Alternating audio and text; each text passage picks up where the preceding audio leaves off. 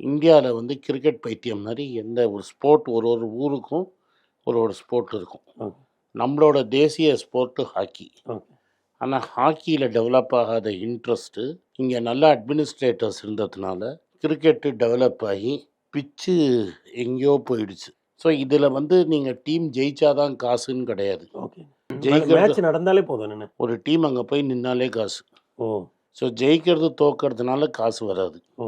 அப்ப ஓனர் என்ன பண்ணுவான், சில பிளேயர தள்ளிட்டு ம். புது பிளேயர் கொண்டு வந்துருவாங்க. ஓ! புது இந்த டீம டிஸ்பேண்ட் பண்ணி 3 வருஷத்துக்கு ஒரு வாட்டி மினி ஆக்ஷன். எப்பலாம் நினைக்கிறாங்களோ ஒரு மினி ஆக்ஷன், அப்புறம் ஒரு மேஜர் ஆக்ஷன் போட்டு டீம மாத்திக்கிட்டே இருப்பாங்க. ஸோ இந்த தோனி, டெண்டுல்கர் இது மாரி இருக்கிறவங்க தான் வந்து ஒரே டீம்ல இருக்கிறவங்க. இப்ப கோலி இருக்கிறாரு. பெங்களூர்னா கோலி. இனிமே கோலி எந்த டீம் வாங்கினாலும் பெங்களூருக்கு ப்ராப்ளம் ஆயிடும். ஓ! இப்ப தோனி சென்னைய விட்டு எந்த 2 வருஷம் பேனா இருக்கும்போது பூனா வாங்கினார் தவிர, ம். தோனினா சென்னை சென்னை தான். அவர் ரிட்டயர் ஆன பிறகு நான் நினைக்கிறது சிஎஸ்கேவ நடத்துவாருன்னு. ஓகே.